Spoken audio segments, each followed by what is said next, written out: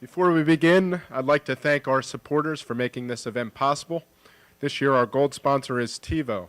Our silver sponsors are 24i Media, Evolution Digital, Newsmax TV, Zumo, Yip TV.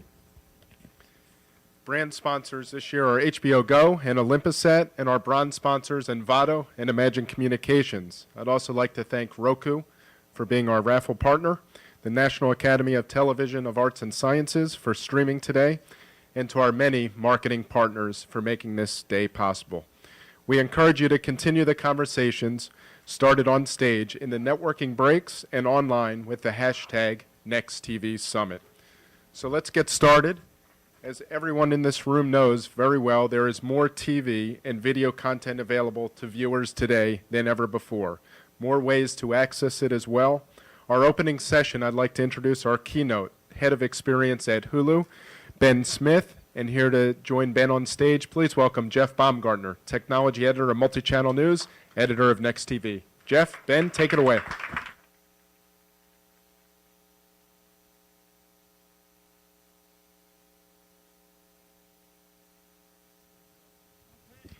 Thank you, Louis.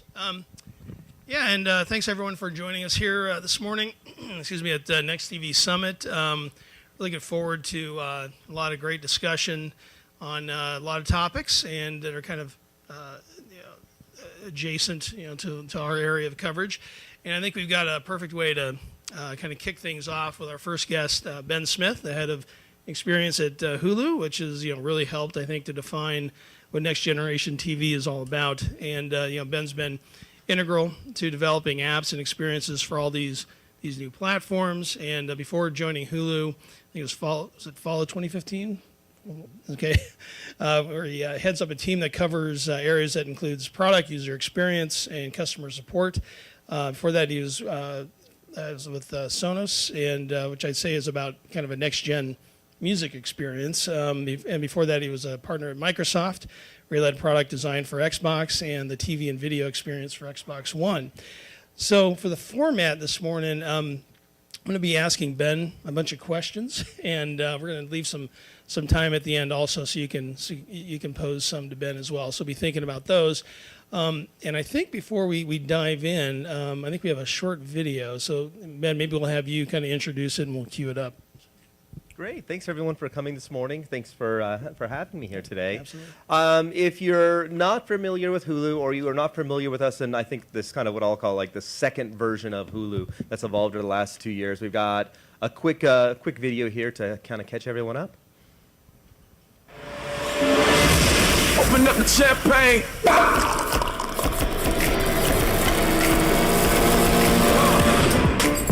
Bring a friend.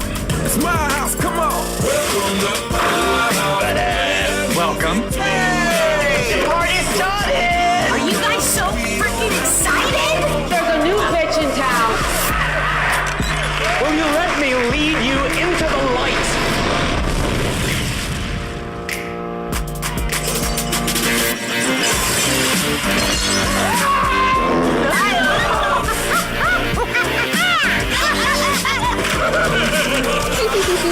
Don't worry about it, girl.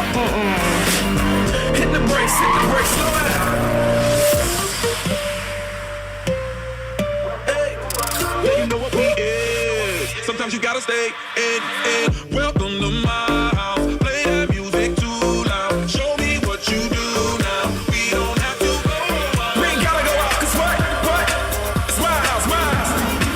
Welcome to my house. Welcome to my house.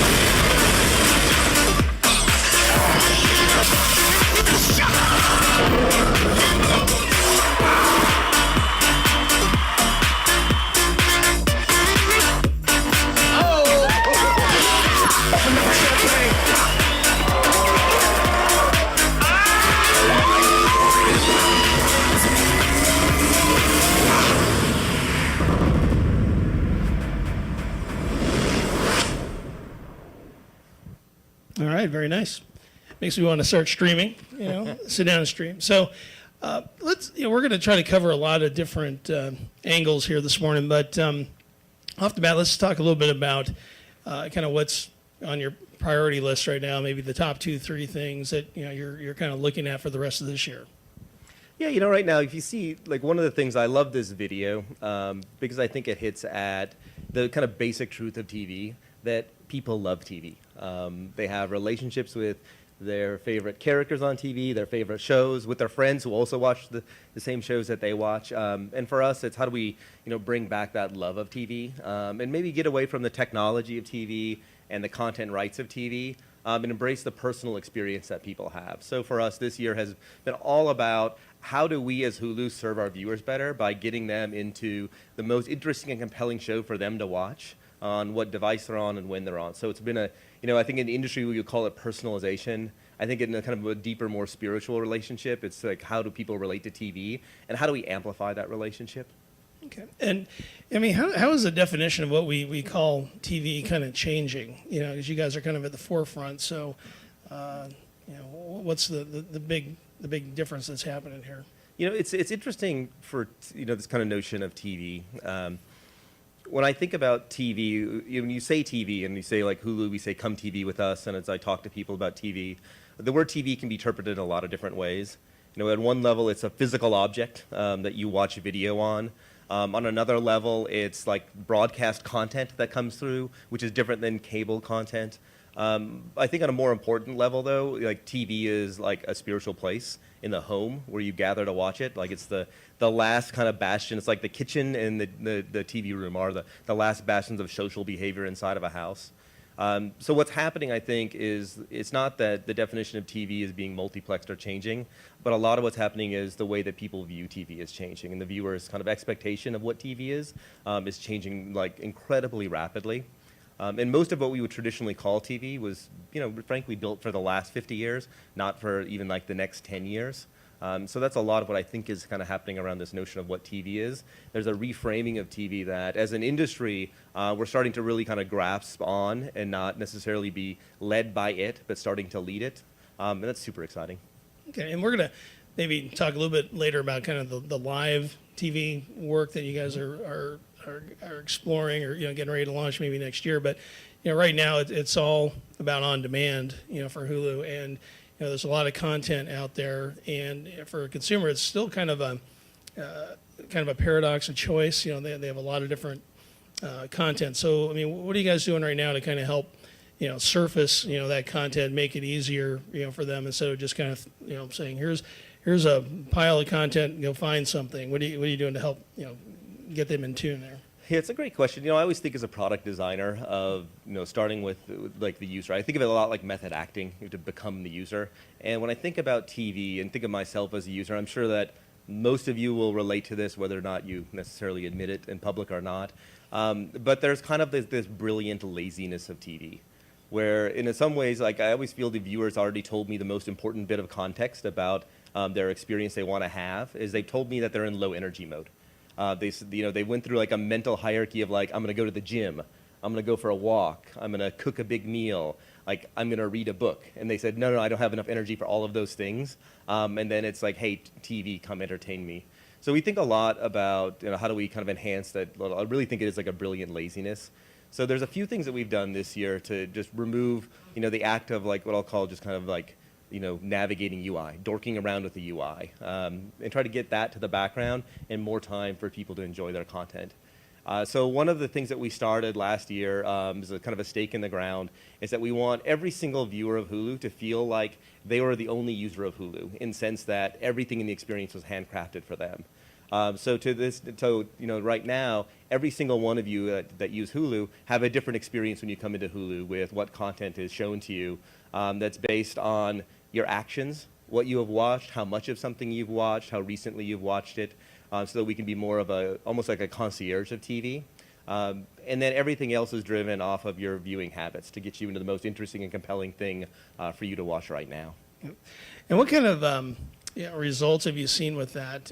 Because you're kind of making it more of a personalized experience. So as you've been able to draw that data, bring that together, I mean, are you seeing specific usage trends, increases in certain areas? What kind of Yeah, results have you seen? it's a great question. There's two things that we think of because we, at the end of the day, thinking about the experience, we also are a business and we're a subscription business, which means that we need people to keep coming. Otherwise, if they don't find value in it, they won't pay.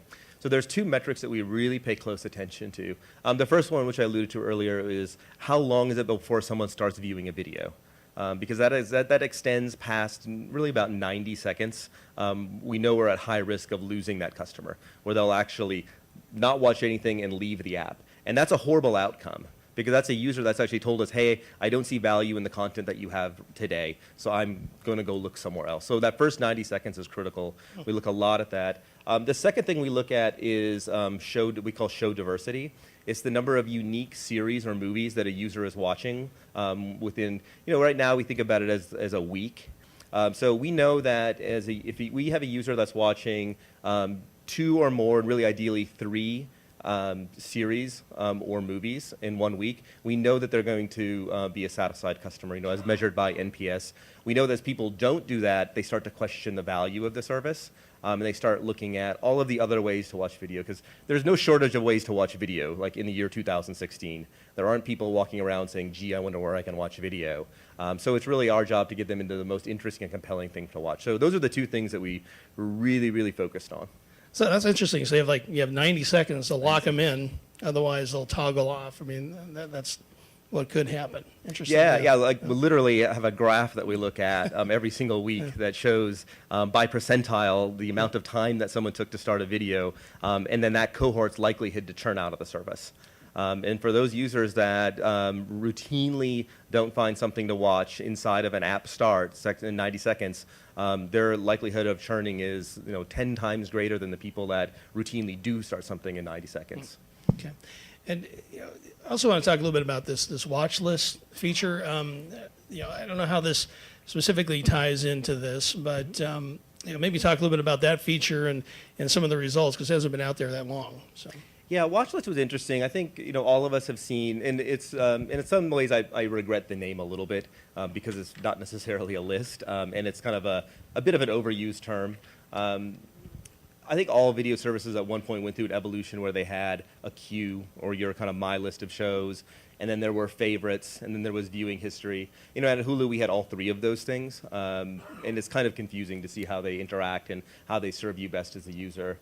So one of the long-term efforts that we started, and we went through a long beta period of over 50,000 users, we call it Watchlist right now. What Watchlist is, it really is an assistant that surfaces the most interesting and compelling thing to you watch, ideally in the first 3 things that you see. So on any given day, if you open up Hulu, whether it's on an iPhone or on a Roku device in a living room, you're going to see about 300 pieces of content promoted to you, and all of the lists from the top to the bottom, left to right. What we found is the vast majority of that space doesn't really matter to the user, because again, you've got 90 seconds.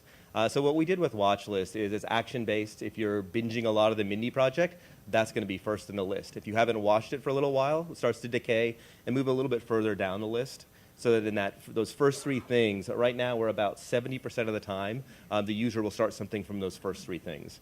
And we know that's critical to the time to viewing.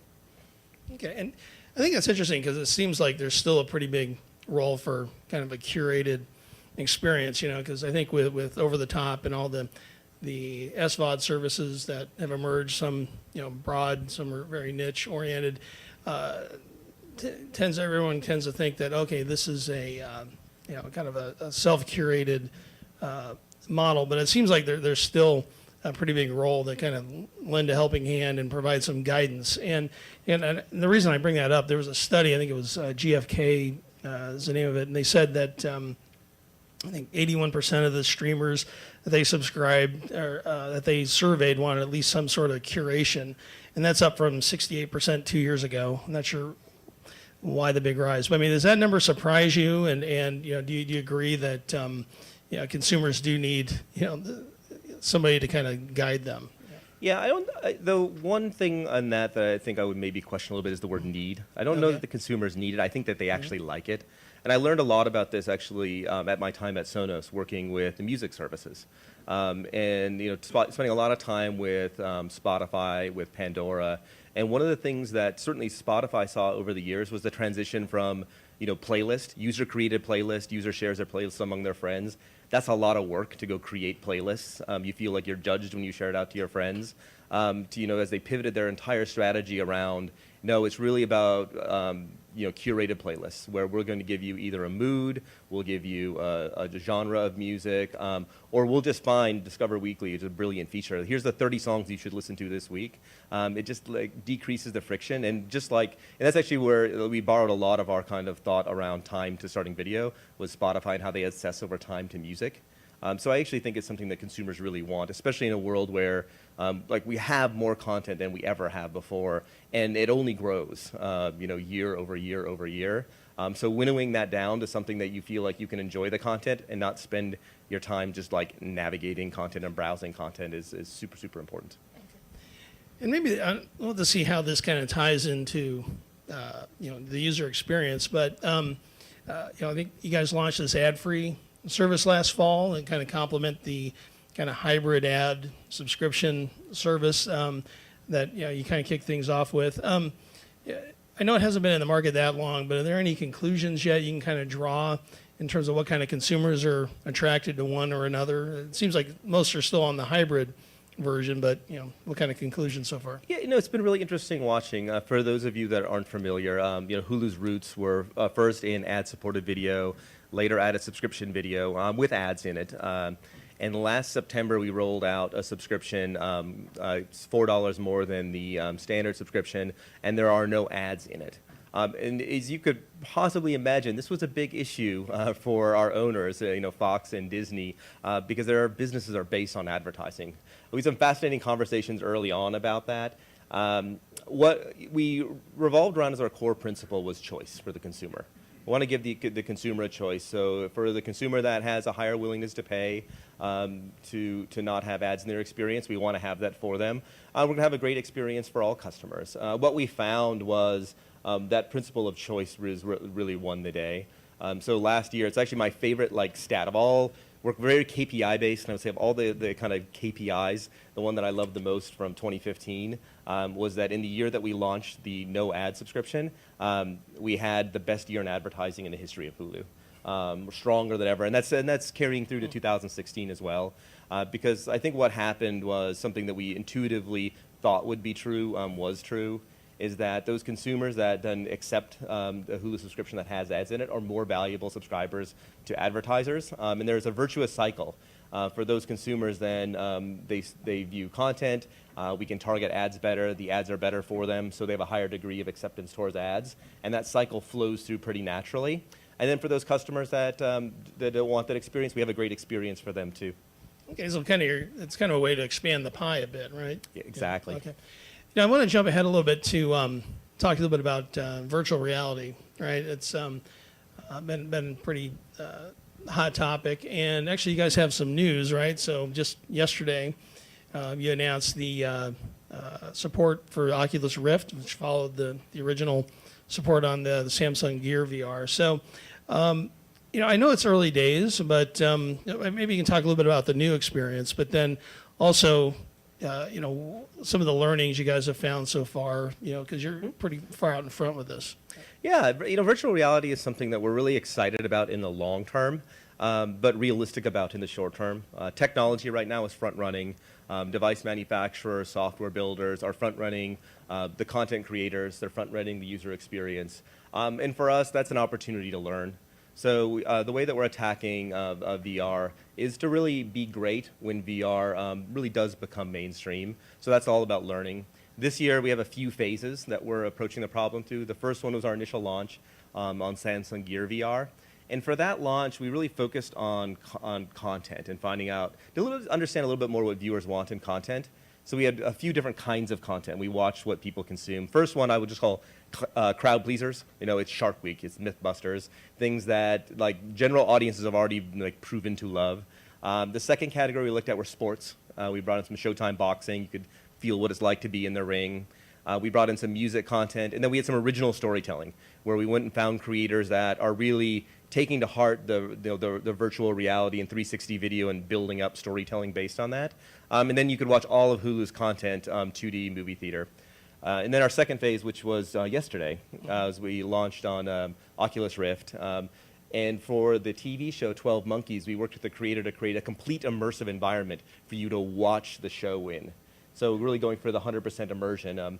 And that's been really great to see. Like we were talking here this morning. I'm surprised actually how well that's done. I was, because what we found with virtual reality is that generally people come from one of two attitudes towards virtual reality. They're either gamers, and they come through the kind of gaming worldview, where they're looking for immersion, they're looking for interactivity. And then you have people that come out of the TV world who are looking for storytelling, and they're looking for that narrative that grabs them. And VR is still trying to figure out which of these it wants to be, and how do you find the middle sweet spot so the gamers aren't bored by the lack of interactivity, and there's enough of a storytelling narrative and a plot narrative that moves along for the kind of TV viewers that they don't get bored very quickly and just kind of look around into the ether. The interesting thing that we found with Gear VR was the device, if you've ever worn one, it's about 1.4 pounds. It's strapped about 4 inches in front of your face, so it pulls your head down. It's ergonomically not like fun to wear over time, but the biggest set of 2D content that we saw consumed were movies.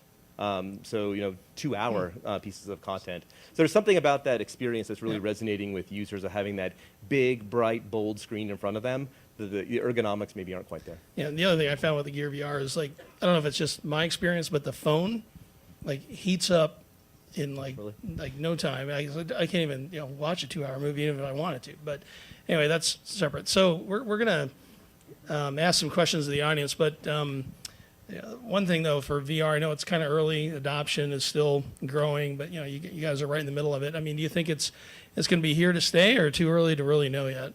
I think it's going to be here to stay. I think the manifestation of it that's here to stay may not have evolved yet. We're in the very, very early days. But I think for people in the TV industry, I would liken this a lot more to kind of HD and kind of better than HD than the 3D, for instance. Okay. Great. Well, I have lots of other questions, but we do have a few minutes. I wanted to give the audience a chance to ask Ben a question. And I think we have a microphone. So you can raise your hand, and if you could introduce yourself, we'll have you ask the question. Here it comes. It's right behind you. Good morning, Ben. Alan McLennan of Tatum Group.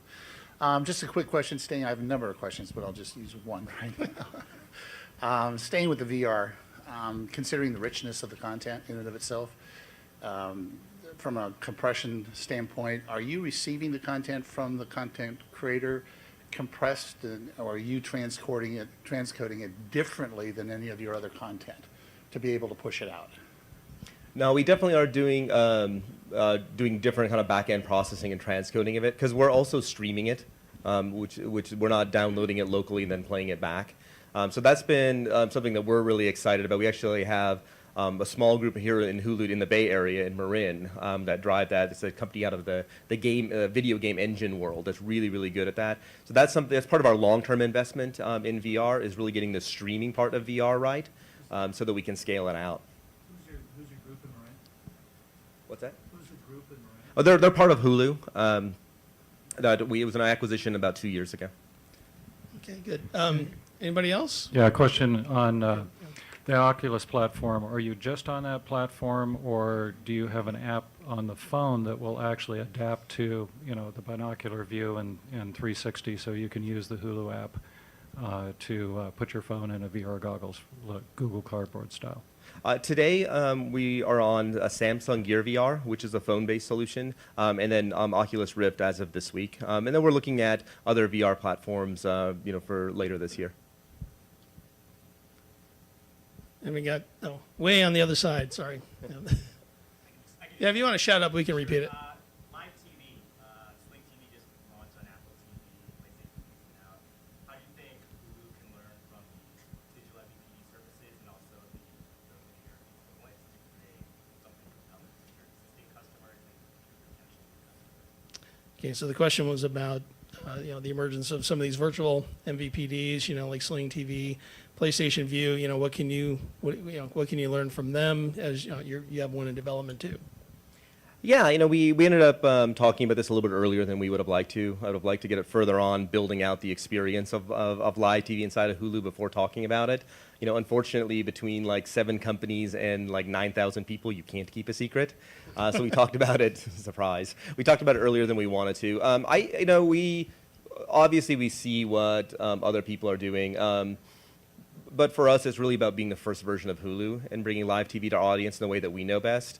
So I would say rather than looking at the kind of other digital MVPD services out there, it's more of like live TV as a whole and what the viewer's relationship to live TV is. The thing I think about a lot right now are all of the broken relationships with TV. There's broken economic relationships with TV from viewers where it in a lot of ways it just costs too much. It's out of step.